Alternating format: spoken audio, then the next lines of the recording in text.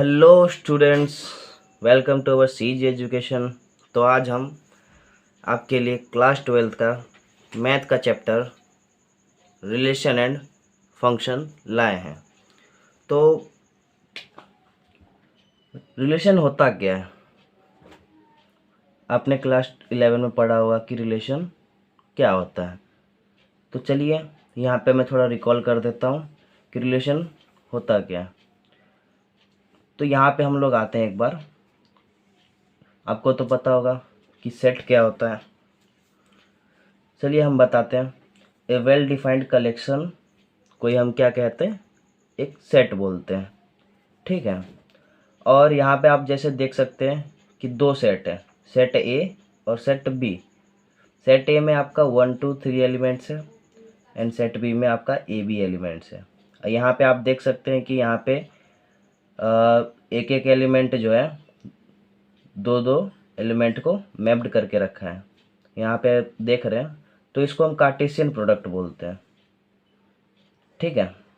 और Cartesian product अगर हम निकालते हैं तो जितना भी ऑर्डर्ड पेयर होता है वो उसका आंसर आता है। तो आप पूछेंगे ऑर्डर्ड पेयर क्या होता है? ऑर्डर्ड पेयर उसे कहा जाता है जिसमें एक एलिमेंट ए का आता हो और एक एलिमेंट बी का आता हो, तो उसे हम ऑर्डर्ड पेयर बोलते हैं। और रिलेशन क्या है? तो एक्स यहाँ पे एक एलिमेंट लिया गया और वाई एक एलिमेंट लिया गया, जिसमें एक्स क्या कर रहा है, सेट ए से बिलोंग कर रहा है और वाई सेट बी से बिलोंग कर रहा है। और फिर उसका सबसेट है, वो सबसेट और इक्वल है ए इंटू बी के, या बोले तो ए क्रॉस बी के इक्वल है।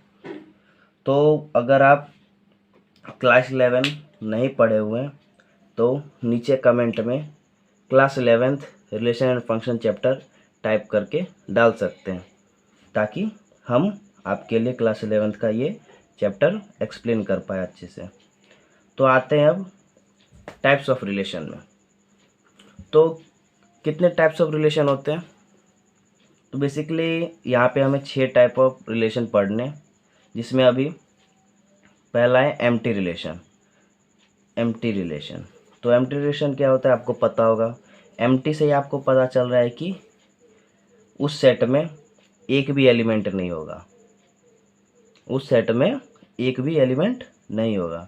तो यहाँ पे आप जैसे देख सकते हैं लिखा हुआ है कि if no element of A is related to any element of A. क्या बोला गया है? अगर सेट ए का कोई भी एलिमेंट दूसरे एलिमेंट से रिलेट नहीं करता या कोई भी एलिमेंट से रिलेट नहीं करता हो, तो उसको हम एम्प्टी सेट बोलेंगे, या सीधी भाषा में बोले खाली सेट जिसमें एक भी सेट नहीं है। अब आते हैं यूनिवर्सल सेट पे कि यूनिवर्सल रिलेशन क्या होता है।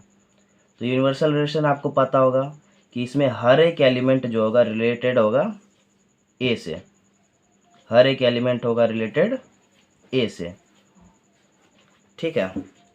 तो क्योंकि यूनिवर्सल रिलेशन में आपका सभी सेट आ जाता है, वर्ल्ड में जितना भी चीज़ है वो यूनिवर्सल रिलेशन के अंदर आ जाता है। अगर हम यहाँ पे एक बॉक्स बनाते हैं तो ये हो गया हमारा यूनिवर्सल, इसके अंदर हमारा सेट हो गया, बहुत सारा सेट है। ठीक है। तो जितने भी सेट है वो इसके अंदर आ रहे हैं, तो इसीलिए क्या होता है, हर एक एलिमेंट रिलेटेड होता है हर एक एलिमेंट से। ठीक है, आप समझ गए होंगे। तो आते हैं हमारे तीसरे रिलेशन पे, जिसको हम ट्राइवल रिलेशन बोलते हैं। अब पूछोगे sir empty relation, universal relation ये तो पढ़ा है और ये समझ भी गए, पर ट्राइवल रिलेशन क्या होता है? तो घबराने की बात नहीं है, मैं आपको बताता हूँ कि ट्राइवल रिलेशन होता क्या है। दरअसल ट्राइवल रिलेशन जो है ये दोनों का बोल सकते हैं मिक्सचर है। Both empty relation and universal relation is called trivial relation. तो आप समझ गए होंगे कि एम्प्टी रिलेशन और universal relation sometimes called trivial relation. ठीक है। तो आगे हम बढ़ते हैं टाइप्स ऑफ रिलेशन में। ये तो आपका हो गया बेसिक रिलेशन। अब आते हैं यहाँ पे टाइप्स ऑफ रिलेशन में आपका आ जाता है पहला रिफ्लेक्सिव, सेकंड आ जाता है सिमेट्रिक, थर्ड में आता है transitive. First reflexive, second symmetric, third transitive. तो आपका रिफ्लेक्सिव जो है आपका, तो हम आ गए हैं नेक्स्ट पेज पे। बैकग्राउंड में अगर नॉइज़ आ रहा है तो उसको इग्नोर कीजिए। तो रिफ्लेक्सिव क्या है वो देखते हैं, व्हाट इज़ रिफ्लेक्सिव। तो हर एक एलिमेंट सेट ए का बिलोंग कर रहा है, ठीक है, और रिलेशन कैसा बना रहा है, ए कॉमा ए, मतलब एलिमेंट जो होगा वो सेम होगा। कोई भी पर्टिकुलर एक एलिमेंट होगा ए कॉमा ए, ठीक है, अगर यहाँ पे 1 है तो यहाँ पे भी 1 ही होगा और वो सेट ए से ही बिलोंग करेगा, ठीक है। तो उसे हम रिफ्लेक्सिव रिलेशन बोलते हैं। जैसे यहाँ पे देख सकते हैं कि 1,1, 2,2, 3,3, 4,4 इक्वल टू आर। जैसे आप देख सकते हैं इसमें सेम एलिमेंट है, तो सेम एलिमेंट वाले को ही हम रिफ्लेक्सिव रिलेशन बोलते हैं, जिसमें सेम एलिमेंट हो, और वो भी क्या, हर एक। यहाँ पे जो उल्टा ए का साइन दिख रहा है इसका मतलब होता है फॉर ऑल, सभी के लिए। अगर यहाँ पे जैसे एग्जांपल हम लेते हैं कि 1 2 3 हमारा एक सुपर सेट है, सेट ए है, तो इसमें क्या है, हर एक एलिमेंट जो है उसका अपना एक पर्टिकुलर पेयर होना चाहिए। ऐसा नहीं कि 1 1 है, 2 2 है तो ये हमारा रिफ्लेक्सिव रिलेशन हो गया, ऐसा नहीं है। सभी एलिमेंट आने चाहिए। अगर इसमें 3 तक है, 1 2 3 है तो 1 2 हुआ और ये 3, तो ये कहलाएगा हमारा रिफ्लेक्सिव रिलेशन। अगर इसमें से एक भी एलिमेंट मिसिंग होगा, एक भी इसका एक पेयर मिसिंग होगा, तो वो रिफ्लेक्सिव रिलेशन आपका नहीं कहलाएगा। जैसे एग्जांपल यहाँ पे है 1 2 3 सुपर सेट लिए हैं, यहाँ पे देख सकते हो 1 और 2 है, 2 3 है, 3 1 है, 1 1 मिला हमें, एक एलिमेंट हमारा मिल गया 1 1, फिर 2 2 मिला, फिर यहाँ देख सकते हैं आप 3 3 भी मिल गया। तो ये रिफ्लेक्सिव एलिमेंट हमारा रिफ्लेक्सिव रिलेशन होगा। तो आप समझ गए कि रिफ्लेक्सिव रिलेशन होता क्या है। नॉर्मली हमें ए कॉमा ए जो आर से बिलोंग करे उसे हम रिफ्लेक्सिव रिलेशन बोलेंगे, ठीक है। तो आ जाते हैं सिमेट्रिक पे। सिमेट्रिक क्या होता है, ए और बी एलिमेंट है जो ए से बिलोंग कर रहे हैं। इसमें क्या है, ए और बी अगर आर से बिलोंग कर रहा है तो डेफिनेटली बी और ए भी क्या करेगा, आर से बिलोंग करेगा, ठीक है। इसमें ए और बी अगर आर से रिलेट कर रहा है तो इसमें बी और ए भी क्या करेगा, रिलेट करेगा। जैसे 1 और 2 है, रिलेशन है, तो इसमें 2 और 1 भी क्या होगा, रिलेट होगा। अगर नहीं होगा तो सिमेट्रिक रिलेशन आपका नहीं होगा, ठीक है।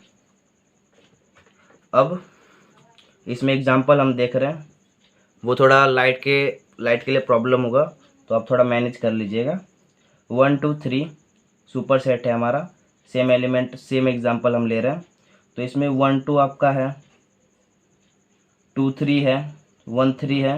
इतना याद रखिए, जैसे इसमें 1 2 है तो इसमें 2 1 होना चाहिए, नहीं तो वो आपका सिमेट्रिक नहीं कहलाएगा। जैसे 1 2 है तो 2 1 भी है, 2 3 है, उसके बाद 3 2 भी है, 1 3 है, 3 1 भी है।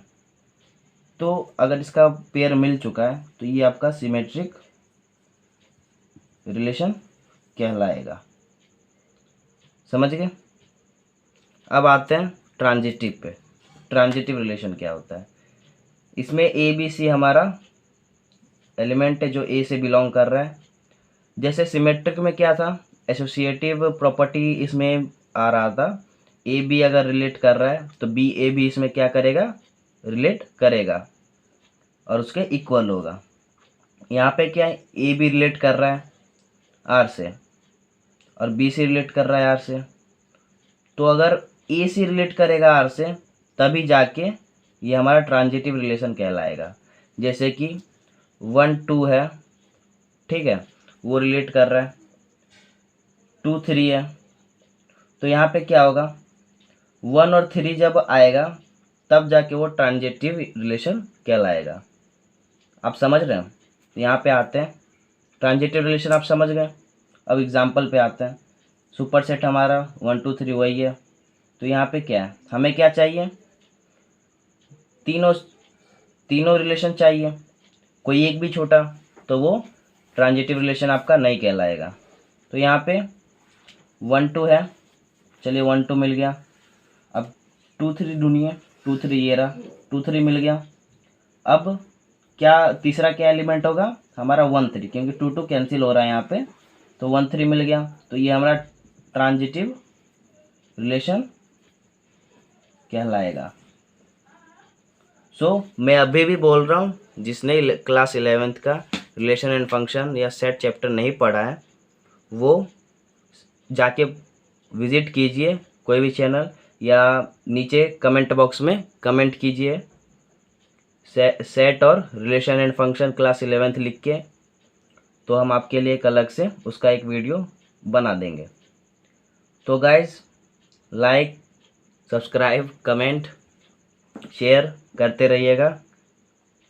तो मिलते हैं अगले पार्ट में।